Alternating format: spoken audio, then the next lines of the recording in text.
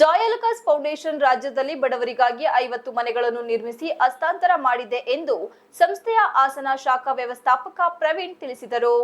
ತಾಲೂಕಿನ ಆರೋಳಿ ಗ್ರಾಮದಲ್ಲಿ ಸೋಮವಾರ ನಡೆದ ಕಾರ್ಯಕ್ರಮದಲ್ಲಿ ಸಂಸ್ಥೆ ವತಿಯಿಂದ 10 ಲಕ್ಷ ವೆಚ್ಚದಲ್ಲಿ ನಿರ್ಮಿಸಲಾದ ಮನೆಯನ್ನು ಗ್ರಾಮದ ಪೂರ್ಣಿಮರಾಜು ಅವರಿಗೆ ಹಸ್ತಾಂತರಿಸಿ ಮಾತನಾಡಿದ ಅವರು, ಜಿಲ್ಲೆಯಲ್ಲಿ 7 ಮನೆಗಳನ್ನು ನಿರ್ಮಿಸಲಾಗಿದೆ. ತಾಲೂಕಿನ ಆರೋಳಿ ಮತ್ತು ರಾಮೇನಹಳ್ಳಿ ಗ್ರಾಮದಲ್ಲಿ 2 ಮನೆ ನಿರ್ಮಿಸಿ ಫಲಾನುಭವಿಗಳಿಗೆ ಹಸ್ತಾಂತರ ಮಾಡಲಾಗಿದೆ. ಕಳೆದ ಸಾಲಿನಲ್ಲಿ ಪಟ್ಟಣದ ಸರ್ಕಾರಿ ಆಸ್ಪತ್ರೆಗೆ ಡಯಾಲಿಸಿಸ್ ಯಂತ್ರವನ್ನು ಕೊಡುಗೆಯಾಗಿ ನೀಡಲಾಗಿದೆ. ಸಂಸ್ಥೆಯ ಹಲವು ರೀತಿಯ ಸಾಮಾಜಿಕ ಕಾರ್ಯಗಳಲ್ಲಿ ತನ್ನನ್ನು ತೊಡಗಿಸಿಕೊಂಡಿದ್ದು, ಸಮಾಜದಲ್ಲಿ ಸಂಕಷ್ಟದಲ್ಲಿರುವವರನ್ನು ಗುರುತಿಸಿ ನೆರವನ್ನು ನೀಡುತ್ತಾ ಬಂದಿದೆ ಎಂದರು. ಅದರ ಜೊತೆಗೆ ನಮ್ಮ ಊರಲ್ಲಿ ಏನಾದರೂ ಒಂದು ಫಂಕ್ಷನ್ ಮಾಡಿ ಎಲ್ಲರಿಗೂ ನಮ್ಮ ಸಮಸ್ತ ಬಗ್ಗೆನೂ ಅದೇ ಥರ ಈ ಥರ ಒಂದು ಕಾರ್ಯಕ್ರಮ ಮಾಡಿದೆ ಅನ್ನೋದು ಗೊತ್ತಾಗಲಿಕ್ಕೆ ನಾವೊಂದು ಫಂಕ್ಷನ್ ಇವಾಗ ಕಂಡಕ್ಟ್ ಮಾಡಿರೋದು.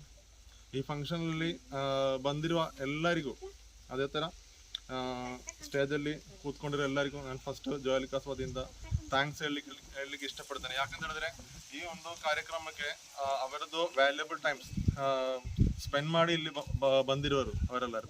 ಅದಕ್ಕೆ ನಮ್ಮ ಜಾಯಲುಕಾಸ್ ಕಡೆಯಿಂದ ಥ್ಯಾಂಕ್ಸ್ ಹೇಳಿಕೊಳ್ಳಿಕ್ಕೆ ಇಷ್ಟಪಡ್ತೇನೆ. ಮತ್ತು ಇದೇ ಥರ ಕೆಲಸಗಳು ನಾವು ಕಂಟಿನ್ಯೂ ಮಾಡಲಿಕ್ಕೆ ಇಷ್ಟಪಡ್ತಾ ಇದೆ. ಯಾಕಂತ ಹೇಳಿದ್ರೆ ಬಡವರಿಗೆ ಏನು ಹೆಲ್ಪ್ ಮಾಡಲಿಕ್ಕೆ ಸಾಧ್ಯ ಇದೆ ಅದು ನಮ್ಮ ಕಡೆಯಿಂದ ಮಾಡ್ತಾ ಇದೆ. ಈ ಅರಕಲ್ಗೂಡು ಊರಲ್ಲಿ ನಾವು ಲಾಸ್ಟ್ ಟೈಮ್ ಒಂದು ಡಯಾಲಿಸಿಸ್ ಯೂನಿಟು ನಮ್ಮದು ಜನರಲ್ ಹಾಸ್ಪಿಟಲಲ್ಲಿ ಕೊಟ್ಟಿದೆ.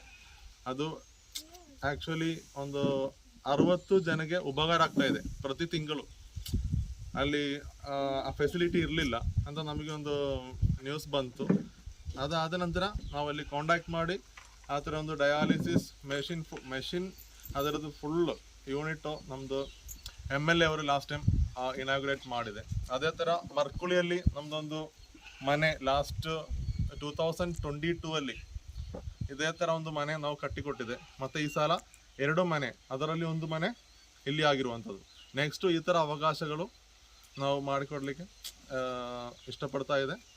ನಮಗೆ ಆ ಥರ ಅವಕಾಶಗಳು ನಮ್ಮ ಓನರ್ ಕೊಟ್ಟರೆ ಮತ್ತೆ ನಾವು ಕೊಡಲಿಕ್ಕೆ ರೆಡಿ ಇದೆ.